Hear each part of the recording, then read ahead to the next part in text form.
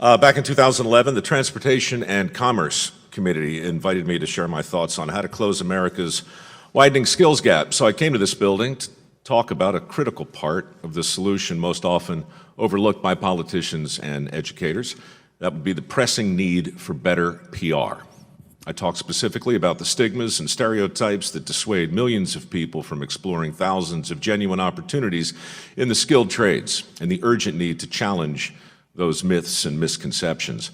I pointed out that President Obama's promise of 3 million shovel-ready jobs sounded great, but I worried that filling those jobs would be challenging, especially in a country where fewer and fewer people aspired to pick up a shovel. I concluded by telling the committee that millions of open positions will remain unfilled until society changes its opinion on the definition of a good job. And then I invited those present to join me in a larger effort to do that very thing. Shortly after my testimony to the committee, the skills gap closed, unemployment plummeted, and America got back to work. I'm kidding. Shortly after my testimony, the skills gap widened, unemployment grew, and society continued to ignore thousands of opportunities that comprise a critical part of our workforce. So a few years later, I was invited back to the Hill to address the Natural Resources Committee and talk more about the causes of our widening skills gap. This time I focused on the unintended consequences of promoting a 4-year degree as the best path for the most people. There was a time when higher education needed a PR campaign, and it got one. Unfortunately, the push for 4-year institutions came at the expense of community colleges, trade schools, and apprenticeship programs. Thus, every other educational opportunity began to feel subordinate. Also, the overall push for college coincided with an overall removal of vocational arts from high schools across the country, and the effects of that 1-2 punch laid the foundation not just for a widening skills gap, but for a level of student debt that's massive, premature, and completely unnecessary. I testified that tuition had soared in part because thousands of well-intended parents and guidance counselors were telling millions of kids, irrespective of their individual skills, that their best hope of success was the most expensive path available. The pressure on kids to borrow money was enormous, and so they did. Consequently, college tuition rose faster than the cost of food, energy, real estate, and health care. I also shared some personal stories with the committee that day, including a run-in with my own guidance counselor 35 years earlier. In 1980, Mr. Dunbar did everything in his power to dissuade me from attending a local community college. I was told outright that a 2-year school was beneath my potential, but a 4-year school would have been a huge mistake at that point in my life. I was 17 years old, I had no money, and I had no idea of what I wanted to do.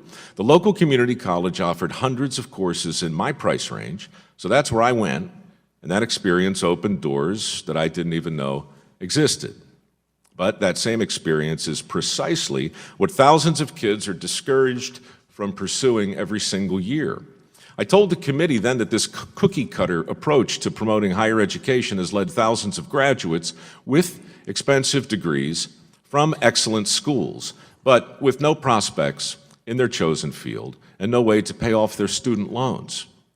With the universal push for a 4-year degree more intense than ever, I argued then that our skills gap is the direct result of a mistaken belief that the best path for the most people is a 4-year degree. And I concluded with another appeal to aggressively confront the stigmas and stereotypes that discourage people from entering the trades, along with the challenge to guidance counselors to present a more balanced presentation of educational alternatives beyond high school.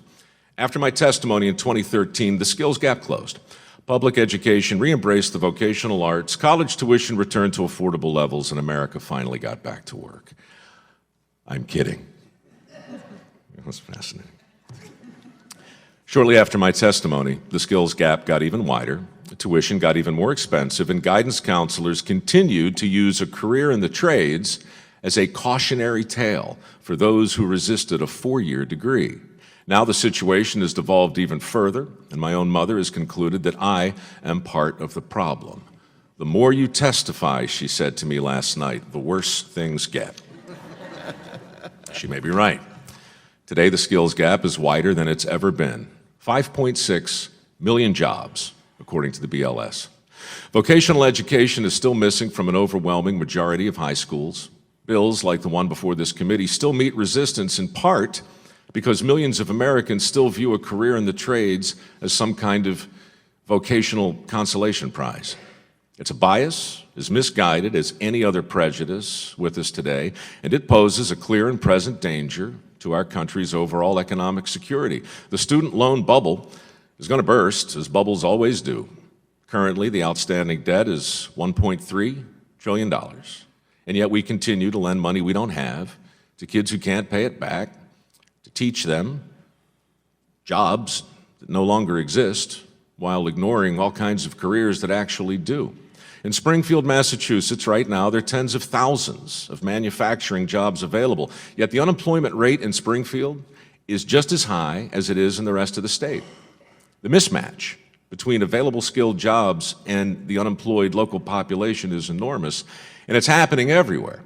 And so at the risk of making things worse, I have come here today to address the House Committee on Education and Workforce. Alas, I have nothing new to tell you.